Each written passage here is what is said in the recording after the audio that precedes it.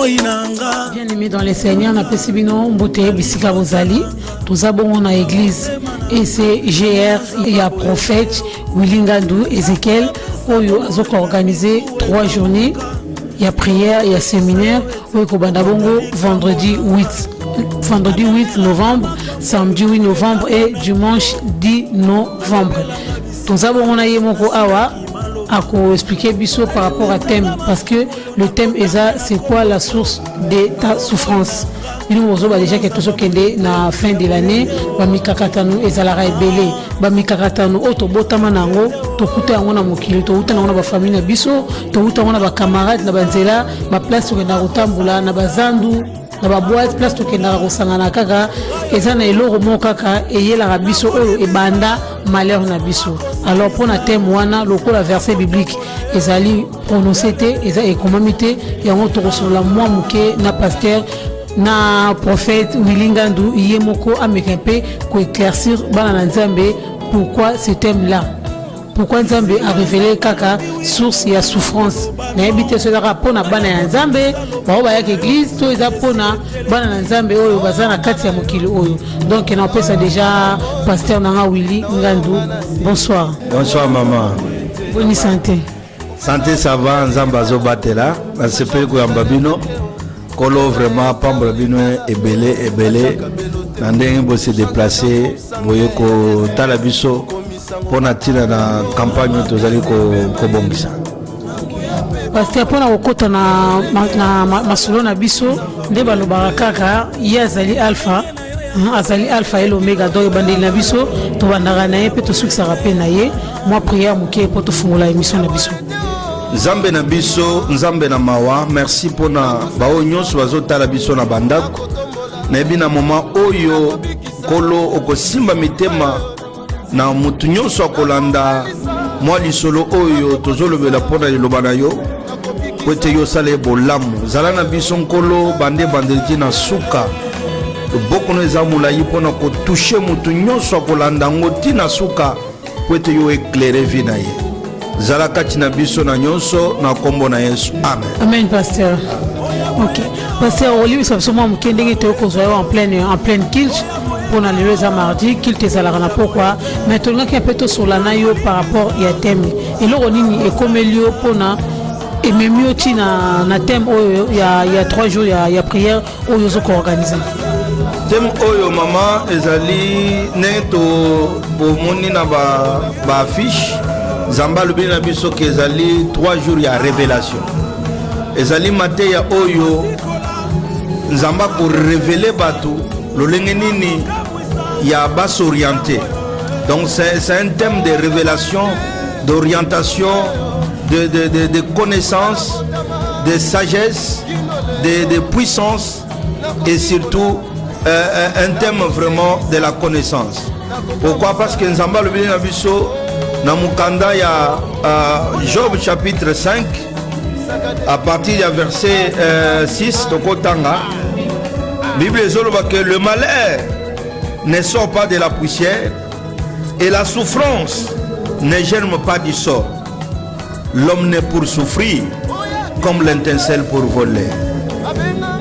Na mukanda oyo tojo tanga nde place Nzamba lobi biso que et belena mukili lolo bazali ko souffrir mais mingi bazoyeba lolenge ya kobima na souffrance wana te to bazoloka kobima na ndenge ya mabe yango bazoko arriver kobima te. C'est pour cela Nzamba lobeli biso lobela ba nanga liloba o que souffrance et utaka na mabele te. Chaque chose eza na source na yango.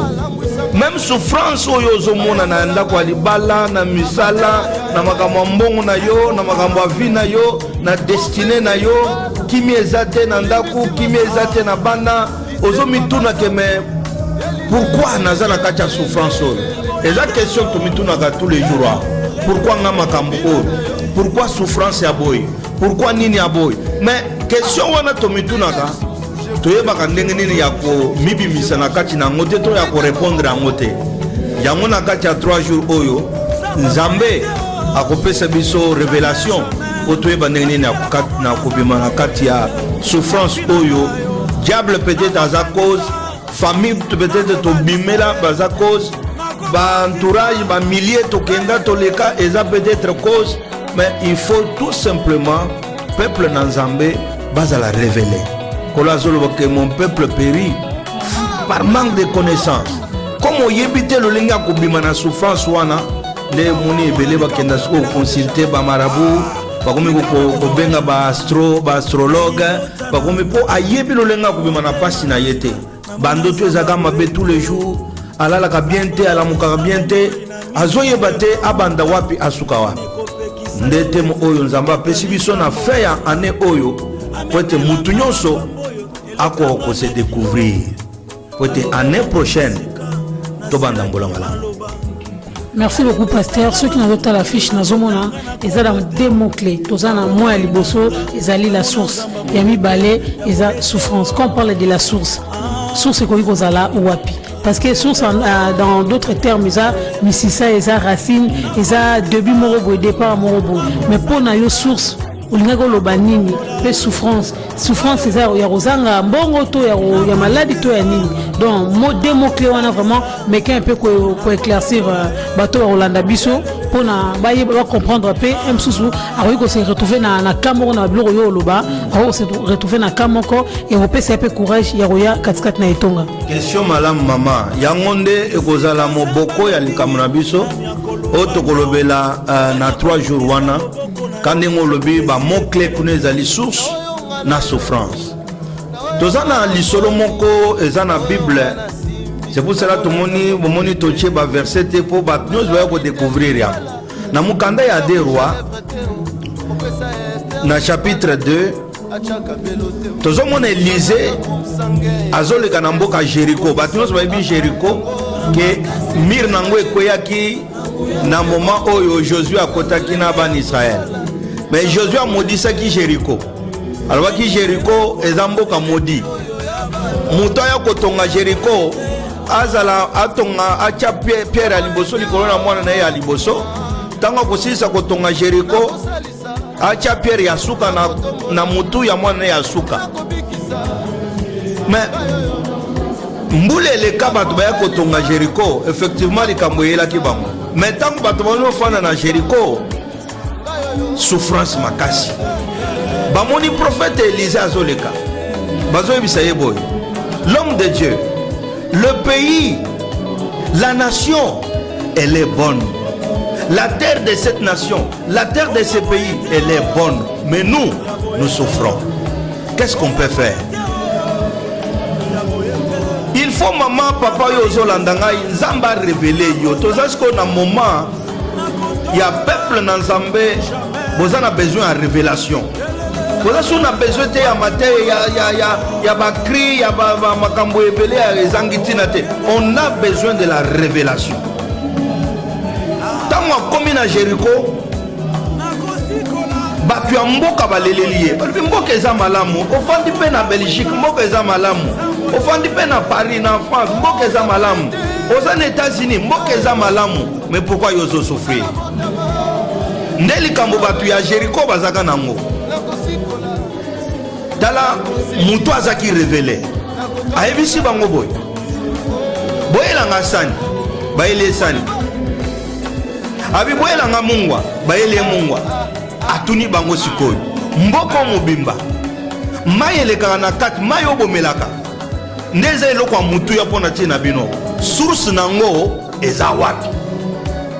Baby bango baby c'était source nango eza koto yo kote likolo kuna. Baby alobi bokende bola kisanga place source ya mayo yo elekaka na mboka oyo ezali. Élisée akena bango ti na source ya na mayo ezolka na Jéricho asambeli abwaki mungwa wana ndenge Zamba révéla qui est.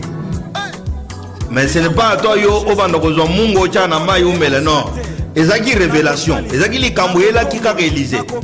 C'est-à-dire tango atie yango annulé maloba o Jésus alobaka et à partir ya jour wana mboke komaki malamu maladi e bande ko beta bato esilaki souffrance ya bato esilaki ndozo mona tilelo bato azo habiter Jéricho. Sinon moto ko habiter Jéricho alingaka zala te.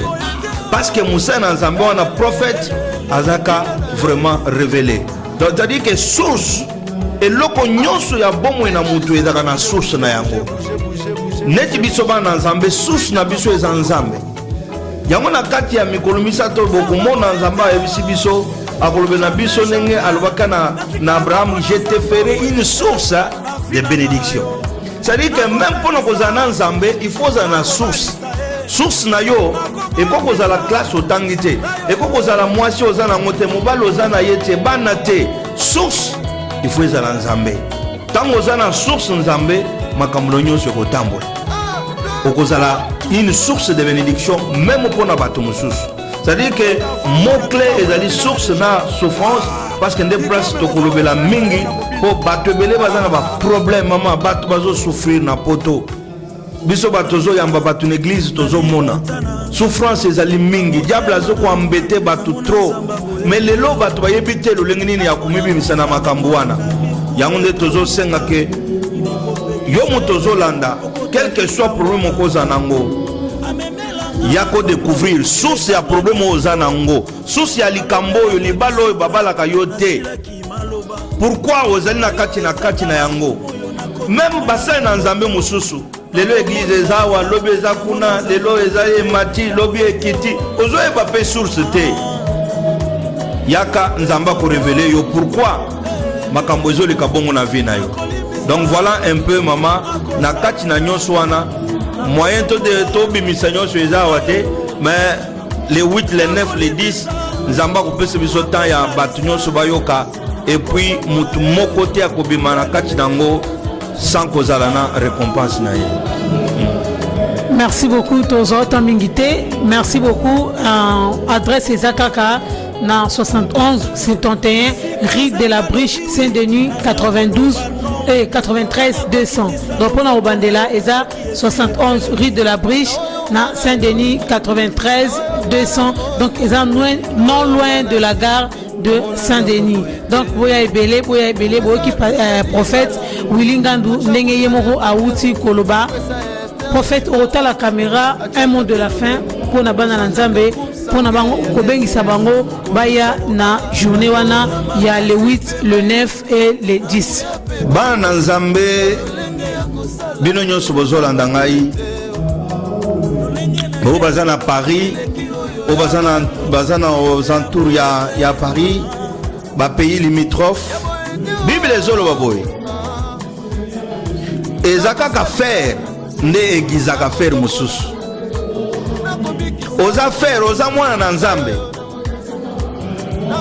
na pena za mwana na Nzambe na makambo aboye nde Nzamba itilizaka po egize biso tokoma raffiner nazo bengisa yo mwana na Nzambe yo musaye na Nzambe yo nano yo yebili kambo na yambina no Nzambe te na bomo na yo lingo découvrir yaka o participer na 3 jours oyo et kozala les 8 les 9 et les 10 awa na la Briche na Saint-Denis ndenge mama ochope sa adresse numéro de contact ezana affiche obozo monezo défilé boko benga boza ba renseignement mususu en tout cas na bengisi bino bien aimé et dans musala oyo ekwede yo oko se découvrir pour miyeba ozanani